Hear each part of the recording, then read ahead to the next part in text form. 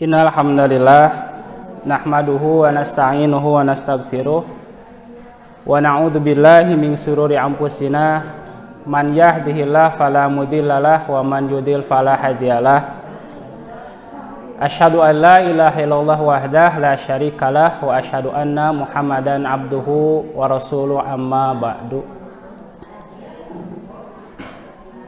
Puji serta syukur kita panjatkan kepada Allah Subhanahu wa taala yang mana dengan izin, kudrat dan irodahnya kita masih diberi kesempatan oleh Allah Subhanahu wa taala untuk senantiasa diberi kemampuan dan kemauan untuk melaksanakan salah satu kewajiban kita menuntut ilmu.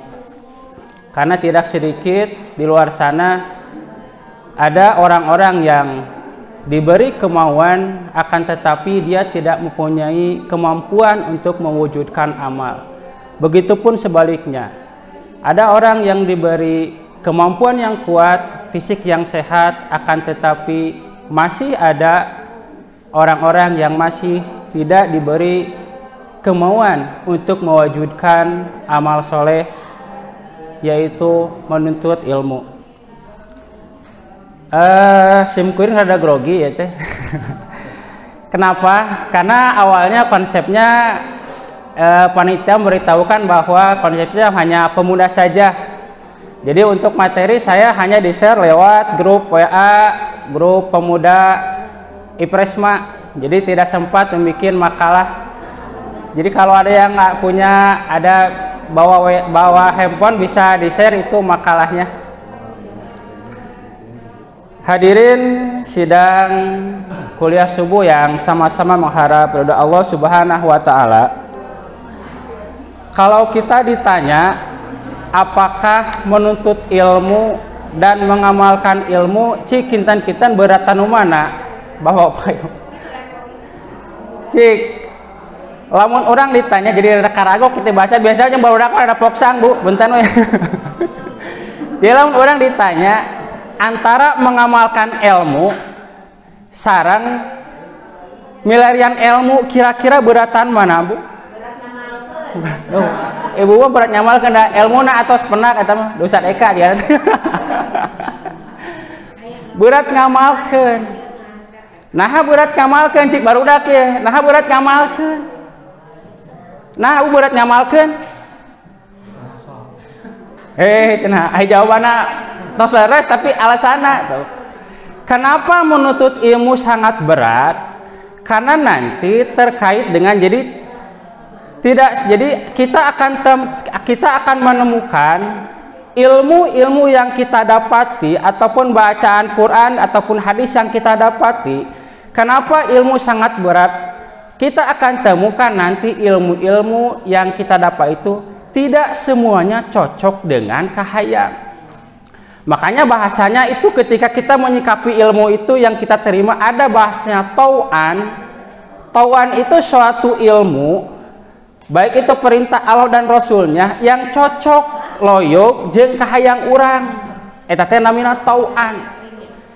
Ada lagi nanti bahasanya karhan. Jadi perintah yang Allah tetapkan yang cocok ya orang tidak menerima. Saya katakan sekali lagi bahwa menuntut ilmu itu berat. Bukan berarti mengamalkan ilmu itu sangat berat. Bukan berarti menuntut ilmu itu ringan, tidak juga. Jadi menuntut ilmu juga berat. Ngamalkan lebih berat. Menuntut ilmu berat. Kenapa? Karena butuh waktu, butuh modal, butuh tenaga. Acan meuli kita banyak sekali. Akan tetapi mengamalkan ilmu lebih berat. Kenapa? Karena tidak sedikit ilmu yang kita terima nanti akan bertolak belakang dengan hati nurani kita. Makanya kalau kita ditanya bab sholat saja sudah berapa banyak sholat sunat yang kita ketahui. Pertanyaan berikutnya adalah sudah berapa banyak pula keilmuan bab sholat yang sudah kita amalkan. Kenapa? Karena berat. Tarawih ayeuna semangat teh. tahajud di bulan Ramadan semangat teh. Kenapa? Karena antusias. Era cenah. Biraku urang dicing we di imah batur mah tarawih itu. Akan tetapi ketika hari-hari biasa ada berat itu 11 rakaat teh. Termasuk nanti ketika ilmu-ilmu yang sifatnya goer mahdoh. Termasuk nanti kita akan temukan cik lamun aya babaturan aya tatangga ngopet teh pedih. Cik kira-kira sikap orang secara islami kudu kumaha? Da cek Islam mah kudu dibageuran. Matakna di dalam sebuah hari dijelaskan bahwa Abu Bakar itu pensuplai donatur ke kafir dimni, salah satu kafir dimni. Yang ketika itu Abu Bakar itu selang berapa lama subsidi terus kapake dimni. Jadi kafir dimni itulah kafir yang dilindungi. Pas hari tama kafir dimni itu miskin. Kok Abu Bakar disubsidi terus makanan kebutuhanana. Suatu ketika tahu bahwa kafir dimni itu setiap harinya ngagogoreng Nabi. Sampaikan kan disubsidi teh dieureunkeun ku Abu Bakar teh. Terdengar dan diketahui oleh Rasulullah, maka Rasulullah mengatakan kepada Abu Bakar, janganlah kecintaanmu dan kebencianmu kepada seseorang sehingga kamu meninggalkan kebaikan. Jadi sanajan si kafir teh sok ngangewakan Nabi, ngagogorengkan Nabi, tapi cik Nabi sok we anger berean. Termasuk ayat tatangga goreng pot pun tanya goreng akhlak, goreng basa. Cik kira-kira udah kemarin dah mikir 2 kali dah teh cocok jeung hati nurati. Aing mah hoream cenah mereka tatangge nah tatanangge goreng patut bahasana teu merenah dan sebagainya. Aya babaturan euk mantuan hoream ka sia teh manaha goreng adat. Padahal fungsi agama itu kan kalau kita gali innama buistu liutammima makarimal akhlak. Jadi tugas Nabi itu adalah menyempurnakan akhlak. Hakikat nama. Maksud menyempurnakan akhlak di sini adalah jadi secara logika, secara naruri bahwa manusia itu sudah mempunyai fitrah kebaikan. Lamun aya batur anu sangsara ditulung geus fitrah itu teh. Batur minta tulungan, batur kasusah tulungan sudah fitrahnya. Akan tetapi nanti di kemudian hari akan terjadi ketika ditulungan malah ngegel. Ketika ditulungan bukan kebaikan yang kita terima, malah sebalik kejelekan. Tah sikap orang kumaha. Makanya di dalam kalimat inna bu'istu liutammima makarimal itu maksudnya adalah ngalampangkeun nalika urang nyeun kahadian lempengkeun. Tidak ada kaitan hati pika ngewa kemudian mika cinta, tidak, geus murni karena Allah. Terlepas seseorang eta meureuk hade jeung goreng ka urang pasrahkeun ka Allah. Matakna lamun batur padit, batur koret, batur goreng adat, urang nurutan goreng adat jadi 2 nu gelo teh atuh. Jadi namahan nu pedit itu. Matakna di Islam mah bukan seperti itu sikap yang mesti kita lakukan. Jadi sikap yang mesti kita lakukan ketika menghadapi anu siga kitu naon? Loyogkeun. Pasrahkeun ka Gusti Allah sok urang menyeun kahadian. Makanya pantas Abu Bakar ketika ngaeureunkeun mensuplai jadi donatur kafir dimni, ketika mengetahui orang kafir itu setiap hari mencacing Nabi, ulah eureun sok we terus nyeun kahadian mah. Kenapa?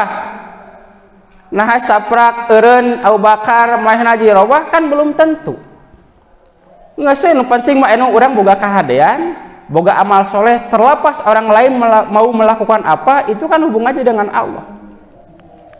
Makanya kembali lagi bahwa mengamalkan itu berat. Kenapa?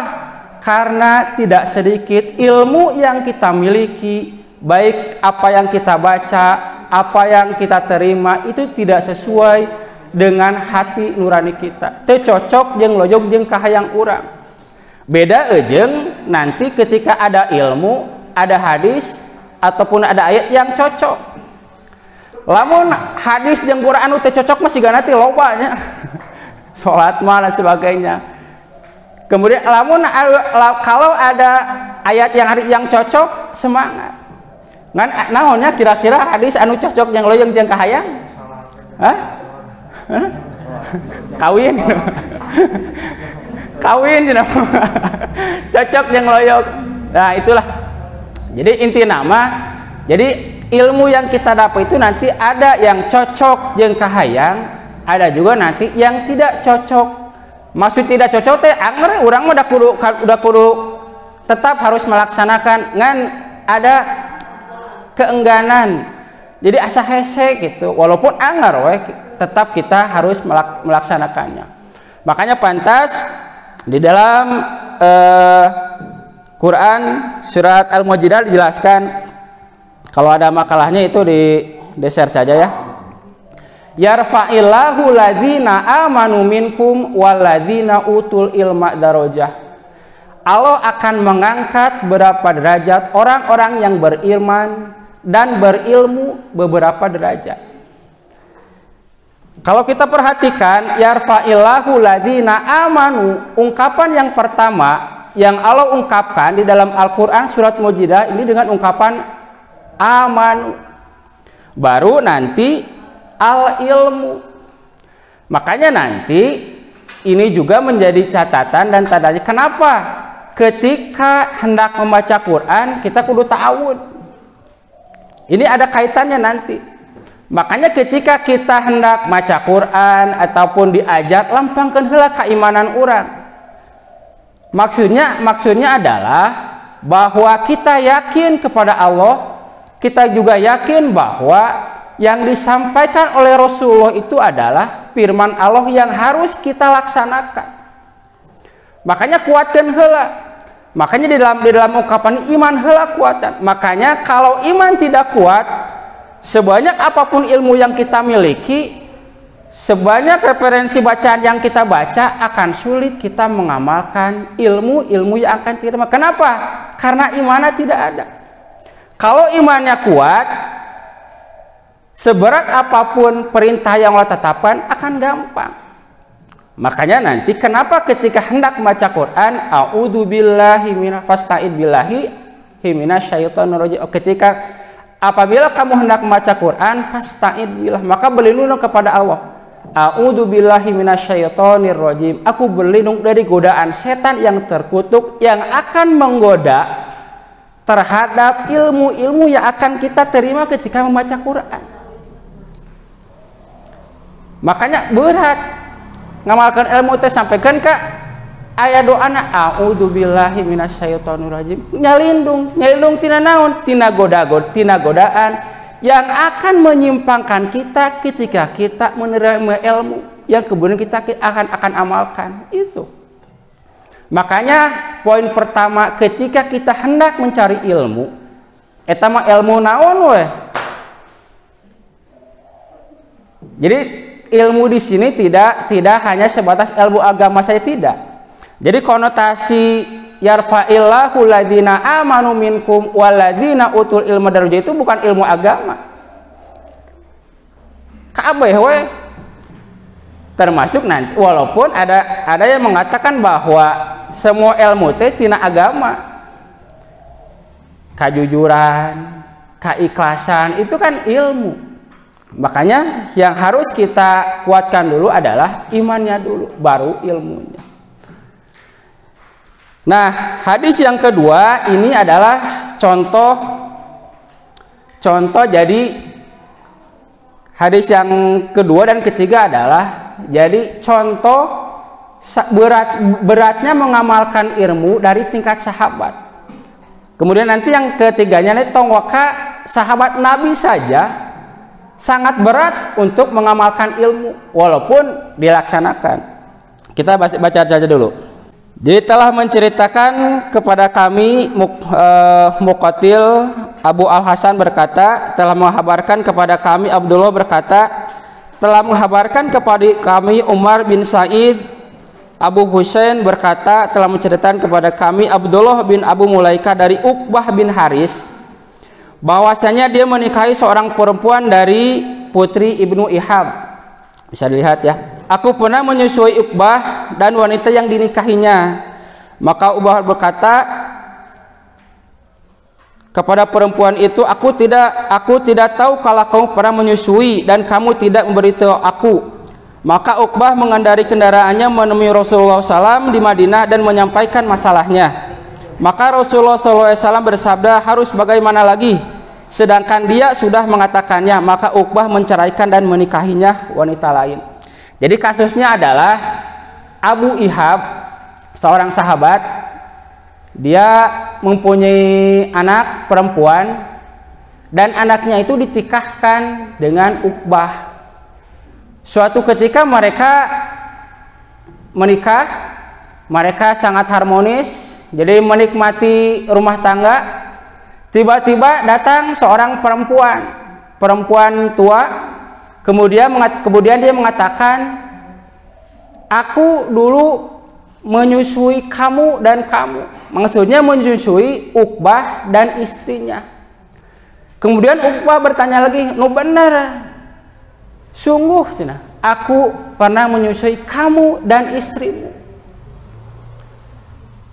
Kemudian Uqbah, jadi kasusnya ini adalah bahwa jadi saudara sesusu itu tidak boleh menikah. Haram menikah saudara sesusu. Jadi waktu kejadian ini adalah Uqbah bukan tidak tahu ilmu bahwa saudara menyusui tidak boleh menikah, bukan. Tetapi kasusnya adalah Uqbah sudah menikah dan karek apal bahwa dia menikahi saudara sesusunya itu sudah berselang lama. Sudah lama menikah, kemudian ada seorang puran yang beritahukannya bahwa kamu dan istrimu baheula teh disusuan ku mak teh baheula teh. Ubah teh bingung atuh da. Geus lila, geus kagok. Mun urang mah geus bae kagok. Geus lila ieu keur ngeunah-ngeunahna.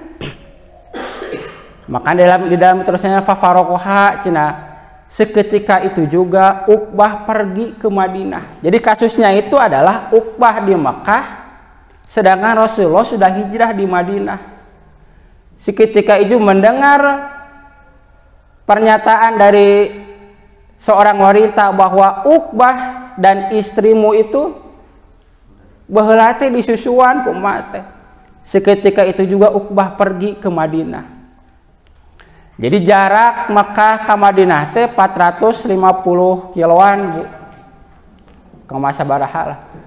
Jadi ketika itu untuk mengendarai kendaraan yang paling cepat ketika itu memakai unta. Jadi sehari teh butuh waktu, sehari teh bisa menempuh 50 kilo. Artinya Uqbah dari Makkah ke Madinah untuk bertanya tentang masalah yang ia hadapi. Masalah nanti itu pertanyaan nanti kita nah dituluykeun atau kumaha da Iqbal ge apal bahwa saudara sesusu itu tidak boleh menikah. Jadi untuk mengetahui penjelasan dari Nabi tentang terkait dengan masalah yang dia hadapi, dia meski menunggang kendaraan yang unta ketika itu pergi dari Mekah ke Madinah, berarti 8 hari. 8 hari 450 kilo pakai unta sehari 50 kilo, artinya Uqbah butuh waktu 8 hari untuk bertanya kepada Rasulullah tentang masalah yang ia hadapi.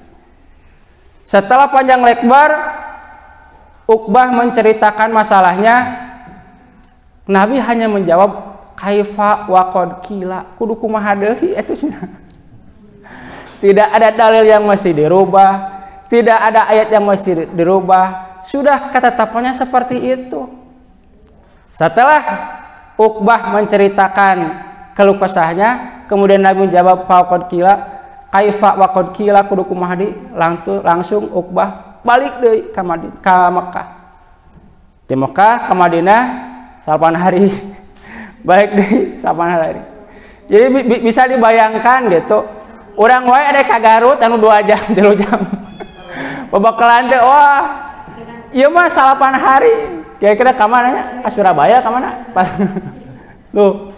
Jadi bisa dibayangkan untuk mencari ilmu, jadi beratnya mencari ilmu di sini. Jadi lamun orang imannya geus kuat, Uqbah itu imannya sudah kuat. Jadi lamun imannya lemah bakal mikir 2 kali. Mikir 2 kali dalam artian acan ongkosna, acan kendaraan, wah ribet geus lah, kagok lah cenah teu kudu lah. Geus tuluykeun tuh.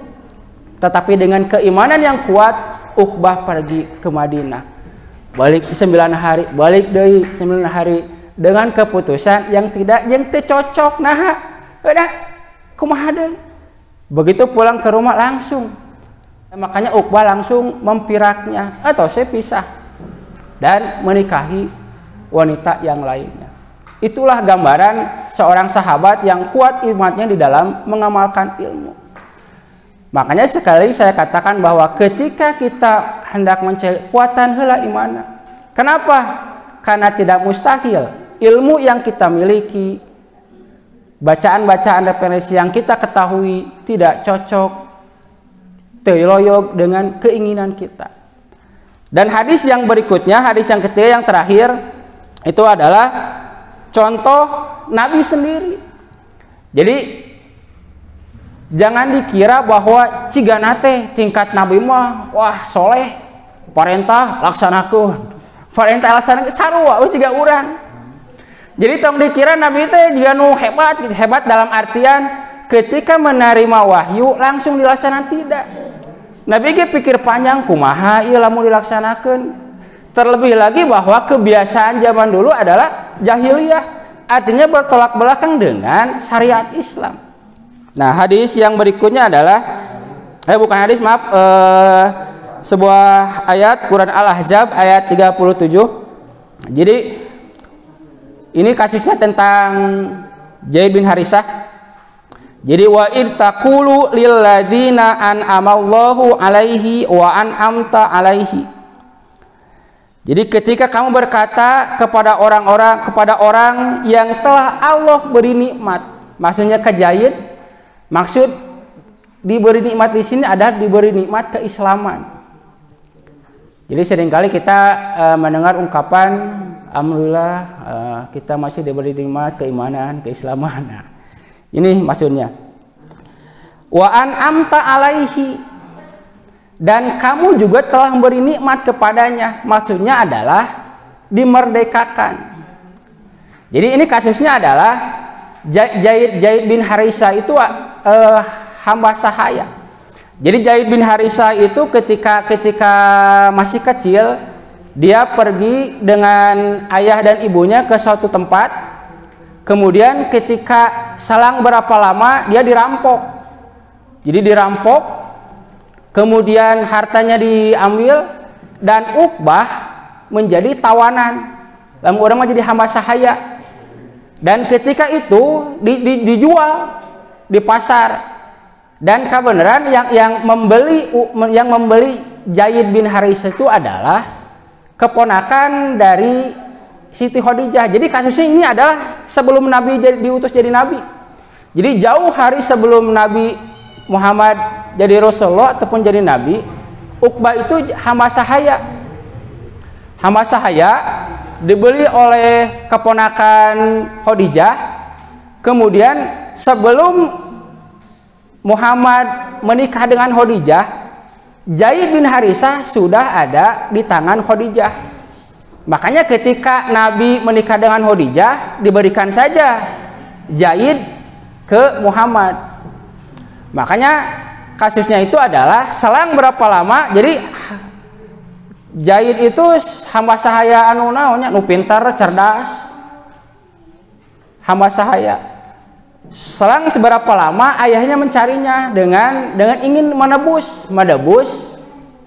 Zaid bin Harisah. Kenapa? Karena dia tahu bahwa Zaid bin Harisah itu dibeli oleh saudagar kaya dari Quraisy karena keponakan dari Khadijah. Makanya ketika ayah Zaid bin Harisah menemui Muhammad, ketika itu wahai Muhammad, dia cenah, saya ingin mengambil anak saya dan saya akan membayar berapapun yang kamu inginkan. Ketika mendengar ungkapan tersebut, Nabi tidak menjawab. Kemudian memanggil saya Zaid. Zaid, kadieu cenah. Ya bapak ente cenah. Kemudian mereka berpelukan. Kemudian Rasulullah bertanya, sok Zaid aya nama erek milih mana? Nah erek jeung bapak ente. Jadi Nabi itu menyerahkan keputusannya kepada Zaid. Wahai Zaid, apakah kamu ingin memilih bapakmu atau istrimu? Istrimu. Muhammad maksudnya Rasulullah. Seketika itu Zaid mengatakan aku memilih Muhammad. Dan bapaknya marah besar. Kenapa? Karena dia tahu bahwa perlakuan majikan ke hamba sahaya itu cigana orang mah ciga barang. Makanya hamba sahaya itu lain pembantu. Jadi hamba sahaya itu lebih kepadanya barang. Jadi hamba sahaya itu bisa diwariskan. Hamba sahaya itu. Jadi beda kalau pembantu kan tidak bisa diwariskan.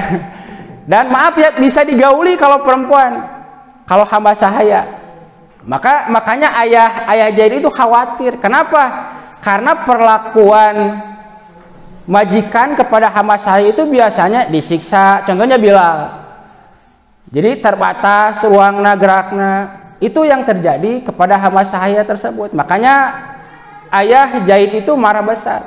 Makanya ketika itu terjadi langsung Nabi mengumumkan pergi ke pasar bahwa sungguh hari ini aku telah membebaskan Zaid bin Harisah. Jadi telah merdeka Kak, telah merdeka dari hamba saya dan sekaligus aku akan mengangkatnya menjadi anakku, kata Nabi.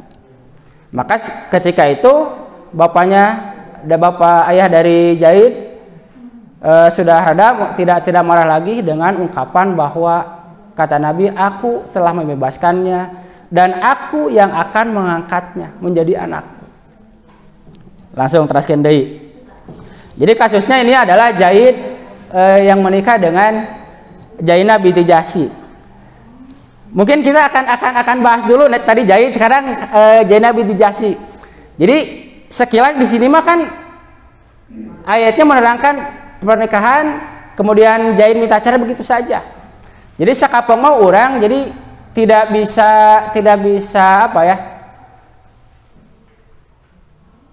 Memutuskan ataupun memperkirakan ya kumaha ya alurna. Kenapa? Karena kita terkadang tidak mengetahui alur cerita yang sebenarnya. Piraku sahabat cenah cerai. Jadi kasusnya itu adalah Zainab binti Jahsy itu adalah seorang keturunan dari Abu Muthalib. Jadi incuna Abu Muthalib termasuk dari kabilah perbesar dari Quraisy waktu itu. Jadi alasan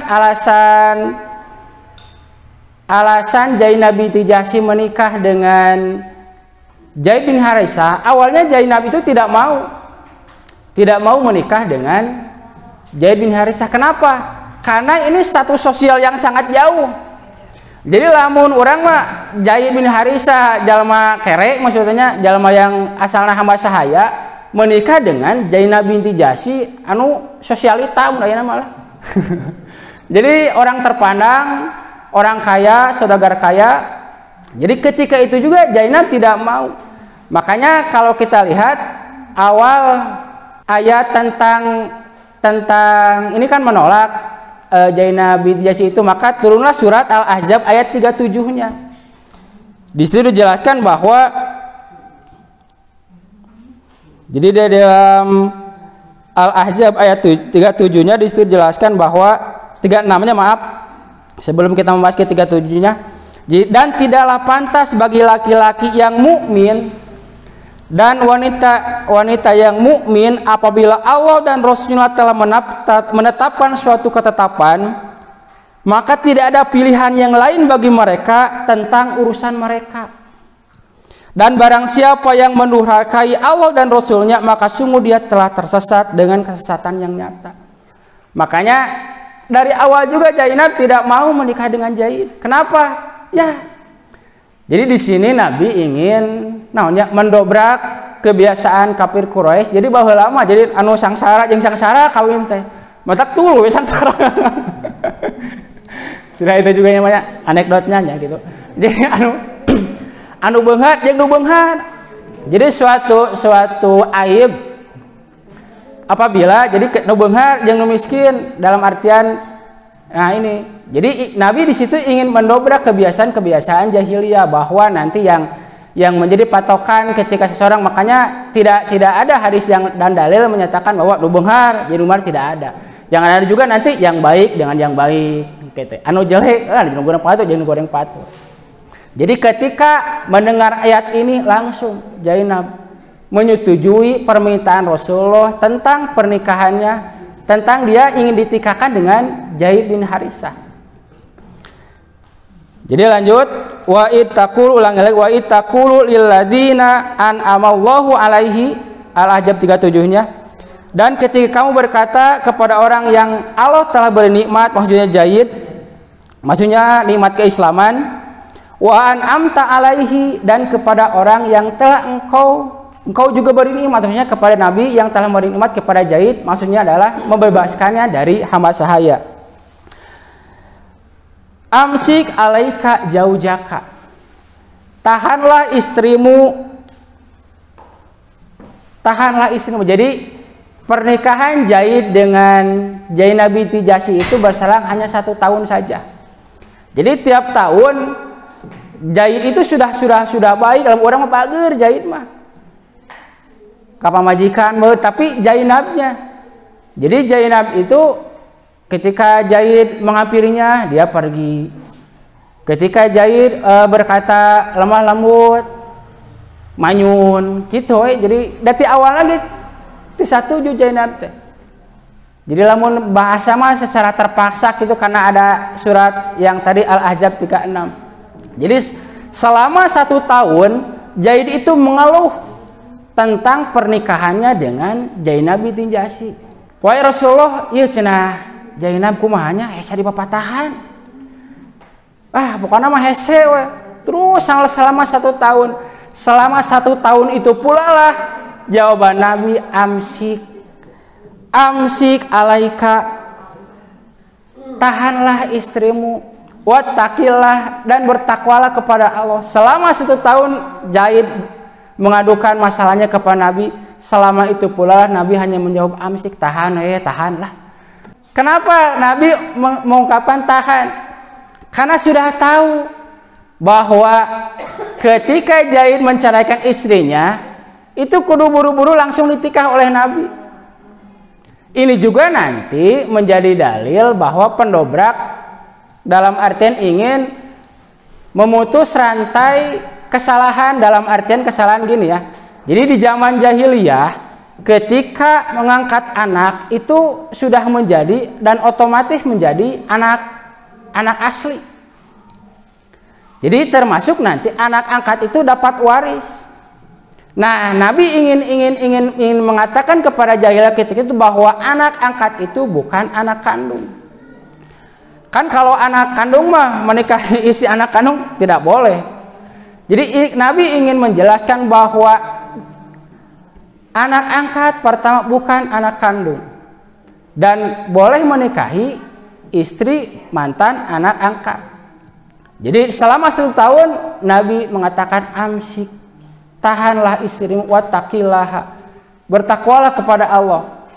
Jadi di situ sisi Nabi juga berat ngamalkan ilmu teh. Kenapa? Karena kebiasaan di situ jadi berbeda dengan nanti akan Nabi lakukan. Berbeda dengan nanti yang syariat ajarkan. Berbeda dengan nanti yang diterima dari Allah dan Rasulnya. Berat Nabi, jadi kabayang lamun Nabi nikahi Zainab binti geus kabayang bakal wirangna. Tuhnya tinggal Muhammad cenah. Menikahi bekas istri anaknya bakal wirang.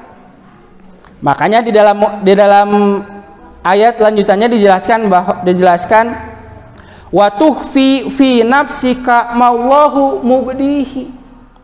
Jadi kamu takut dan kamu menyembunyikan di dalam hatimu yang Allah akan nampakkan. Maksudnya tadi Allah akan menyuruhmu ketika Zaid selesaikan urusannya, maksudnya menceraikannya, maka Nabi harus langsung menikahinya.